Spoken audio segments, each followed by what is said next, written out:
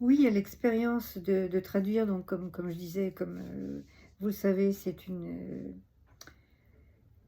mise en condition avant même de se pencher sur les questions des difficultés précises.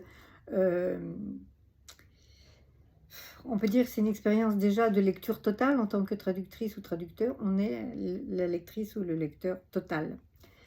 Et, et la mise en condition, ben, c'est la mise en condition d'une réception, dans le cas d'autant plus de ce texte, une réception mentale, émotive, euh, et bien sûr une réception linguistique et l'éco-linguistique, la justesse possible, les possibilités de justesse de rendu.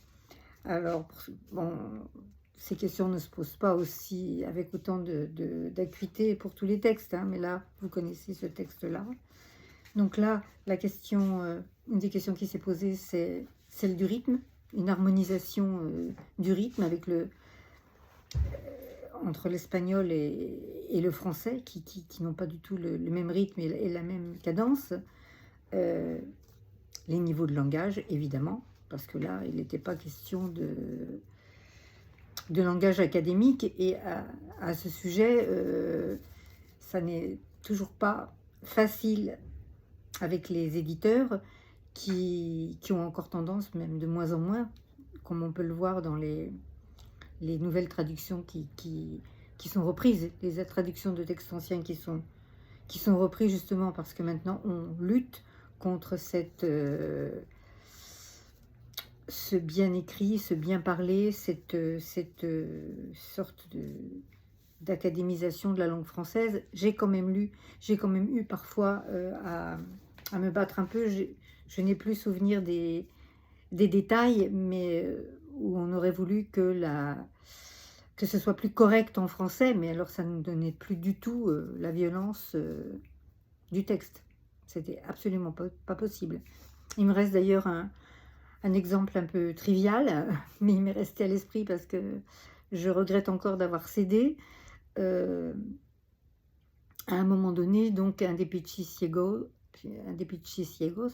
est repéré, oui, il y en a un qui est repéré pour son homosexualité et un autre comme étant juif.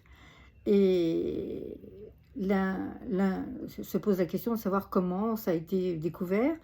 Et l'un dit, mais oui, parce qu'il était coupé. C'est cortado, c'est coupé. Et moi, j'ai mis coupé, effectivement. Mais l'éditrice a corrigé et a mis circoncis. Et je le regrette encore parce que aucun de ces soldats planqués sous terre n'aurait dit circoncis. Hein. C'était vraiment coupé. Et dans le texte, c'est resté, c'est circoncis, et c'est pas de ma faute. Il y a aussi le titre. Bon, le titre, alors là, c'est vraiment l'éditeur au final qui le choisit, même si on a beaucoup réfléchi avec l'éditrice particulière de la collection. Pichiciego, il n'y a pas de correspondance parce que cet animal, ça n'est pas un tatou, ça n'est pas une taupe, ça ne vit qu'en Amérique latine, et je crois même seulement en Argentine, puisque c'est développé dans le texte. Hein. Et finalement, donc l'éditeur a choisi Sous terre, et je trouve ça un peu faible, un peu faible. Bon, vous aurez peut-être d'autres idées, hein. Je sais plus. Ouais, voilà. Donc, lui, l'idée de la belle langue contre laquelle il a fallu se battre. Il faut toujours se battre. Enfin, quand il s'agit d'une langue académique, dans l'original, on la rend, bien sûr, en français. Hein. Ah oui, je voulais aussi dire, par rapport aux difficultés que j'ai rencontrées et comment je les ai surmontées, bien, j'ai eu recours à une amie argentine qui est elle-même traductrice, pas littéraire, mais traductrice et qui connaît bien l'Argentine, même si elle vit en France depuis très longtemps. Et elle m'a bien aidée pour toutes les spécificités de l'Argentine, des termes argotiques, et en particulier aussi les différentes régions, puisque les Pichiciegos qui ont été mobilisés, il y en a très peu de porteños, comme on le voit. Hein, c'était surtout des pauvres garçons de différentes régions d'Argentine. Et elle m'a à chaque fois bien renseignée sur les caractéristiques de ces régions et du parler, de l'accent, même si l'accent, là, on ne l'entend pas. Voilà, quoi dire d'autre sur l'expérience et les difficultés. Maintenant, on passe à la dernière question qui est bien liée à celle-là et qui est que c'est un travail qui reste pour moi un excellent souvenir, donc le travail de la traduction. Ben oui, parce que d'abord, on n'a pas toujours à traduire des textes aussi intéressants.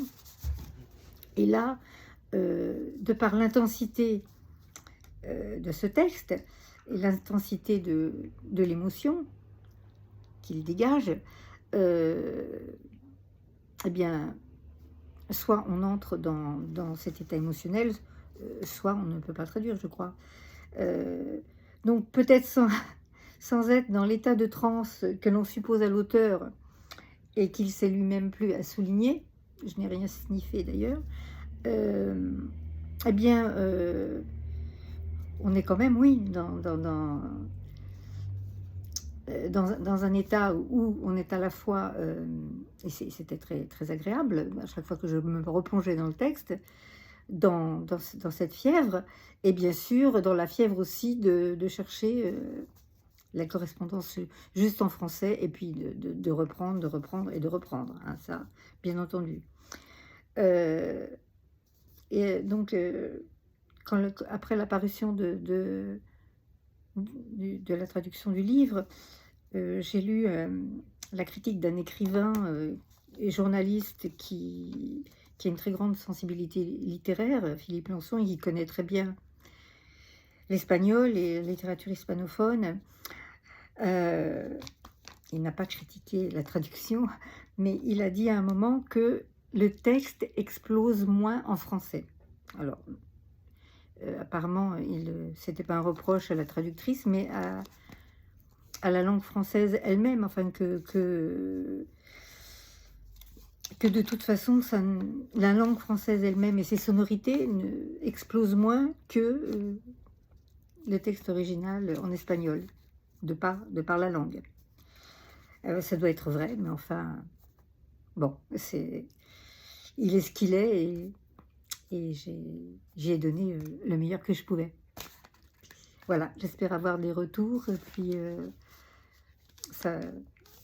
savoir si ces informations vous ont été utiles et vous ont intéressé. Au revoir.